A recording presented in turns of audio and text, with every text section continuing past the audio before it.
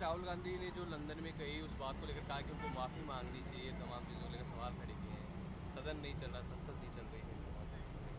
दूसरी तरफ जेपीसी की जो मांग है वो पूरा कर नहीं रही है। देखिए, राहुल गांधी जी ने लोकसभा में, देश में और विदेश में कहीं भी कभी भी ये ऐसी कोई बात नहीं की जिससे देश का अपमान होता हो।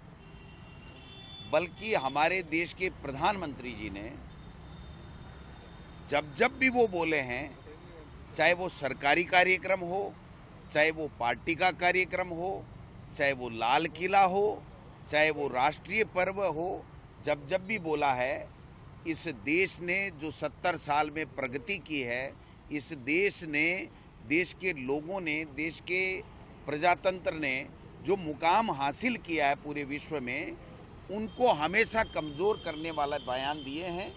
और मैं समझता हूँ कि अगर उनको कोई आगाह कर रहा है कि आप अपने वादों से मुकर रहे हो, अगर उनको कोई आगाह कर रहा है कि आपने महंगाई कम करने का वादा किया था, आप क्यों नहीं कर रहे हो, अगर उनको कोई आगाह कर रहा है कि आपकी विदेश नीति जो है वो गलत है, चाइना हमारे अंदर घुस करके बैठ गया है, अगर उनको कोई आगाह करता है कि पाकिस्तान को वो 2 टूक जवाब देने वाले थे, वो आज की तारीख तक नहीं दे पाए हो, अगर उनको कोई आगाह करता है कि देश में बेरोजगारी बहुत बड़ी समस्या है, किसानों की आमदनी कैसे दोगुनी हो, ये बहुत बड़ा इशू है, उनके अगर कोई राहुल गांधी जी हो या दूसरे दल के नेता हो अगर कहते हैं, तो उनको उसमें संज्ञान लेकर के विचार करना चाहिए और अपने आप को करेक्ट करना चाहिए। उल्टे चाहे जो नेता, चाहे जो बात करके और केवल राहुल गांधी जी की इमेज को खराब करना चाहते हैं। आप देखिए, जब से 4000 किलोमीटर की यात्रा राहुल गांधी जी ने किया है, उनका देश और विदेश में और बहुत बड़ा सम्मान एक अलग से बढ़ा है, और उससे ये भारतीय जनता पार्टी के लोग बौखलाए हुए हैं। पहले सोशल मीडिया से इनकी इमेज को डिमेज करने की चेष्टा इनके द्वारा की गई थी, और अब इनके पास में और कोई चारा नहीं है। इनको ये चाहिए कि ये इस तरीके की बेफिजूल बातें नहीं करके देश के लोगों को ये बताएं कि 9 साल के शासन में हमने जो वादे किए थे वो कौन से पूरे कर दिए।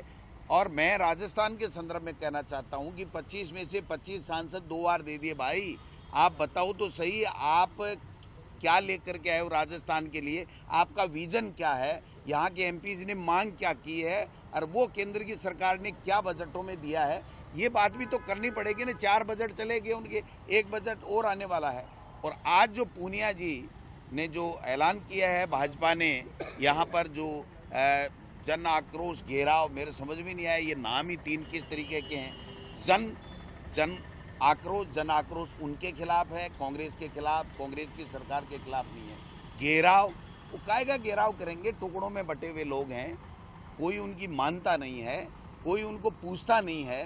भाजपा का संगठन यहाँ के प्रदेश के जनता के मुद्दों के लिए काम नहीं कर रहा है, अपनी व्यक्तिगत महत्वाकांक्षाओं की पूर्ति के लिए ये काम कर रहा है। मैं ये कहना चाहता हूँ कि 4 साल में भारतीय जनता पार्टी ने कोई भी यूनानिमसली एकजुटता के साथ में एक भी हमारी सरकार के खिलाफ में कोई मुद्दा नहीं उठाया। कभी कोई कुछ लेकर के चल पड़ता है, अपनी डपली अपना राग वाला सिस्टम इन्होंने बना रखा है। आज जो ये जन आक्रोश घेराव कर रहे हैं, मैं इनसे पूछना चाहता हूं भाजपा से कि देश के प्रधानमंत्री ने अजमेर में और जयपुर में 2 बार कहा था कि इन 13 जिलों को ERCP को राष्ट्रीय परियोजना घोषित करेंगे। आज भरतपुर में जा रहे हैं पूनिया जी, उनसे मैं पूछना चाहता हूं कि आप बताइए कि देश के प्रधानमंत्री और आपके यहाँ के सांसद गजेंद्र सिंह जी, जो हमारे जल संसाधन मंत्री भी हैं और अमित शाह जी के, मोदी जी के काफ़ी नज़दीक हैं, अपना भविष्य भी राजस्थान में बहुत बड़ी भूमिका में देखना चाहते हैं, वो राजस्थान के 13 जिलों के लोगों के साथ में अन्याय क्यों कर रहे हैं, राजस्थान के हितों के साथ में कुठाराघात क्यों कर रहे हैं? इस बात का जवाब है क्या उनके पास में? किस बात का जन आक्रोश कर रहे हैं? जन आक्रोश हमारी सरकार के खिलाफ नहीं होकर के हमारी सरकार की फ्लैगशिप योजनाओं से सब संतुष्ट हैं। आज मुख्यमंत्री चिरंजीवी योजना क्या जन आक्रोश करेंगे? 25 लाख का बीमा अगर कोई व्यक्ति लेता है ना, तो उसको साल के 5 लाख रुपए जमा कराने पड़ते हैं। आप समझो बात को। वो छूट हो रही है। आज 2000 यूनिट तक किसान का जो बिल माफ है, 100 यूनिट तक घरेलू बिल माफ है। ये आप बताइए 20-25 हजार रुपये किसान के बच रहे हैं। जो इंग्लिश मीडियम में सरकारी स्कूल में पढ़ रहा है उस बच्चे के 50,000 रुपये, उस अभिभावक के एक बच्चा पढ़ रहा है 50,000 रुपये बच रहे हैं, 2 बच्चे अगर पढ़ रहे हैं तो 1 लाख रुपये उसके बच रहे हैं। और जिस प्रकार से जो कोरोना में मैनेजमेंट हुआ उसका कोई मुकाबला नहीं है। तो मैं ये कहना चाह रहा हूँ कि इनको थोड़ी बहुत भी सद्बुद्धि भगवान इनको दे, तो मैं ये कहना चाहता हूँ इनको जनता के लिए काम करना चाहिए, जनता के मुद्दों के लिए काम करना चाहिए।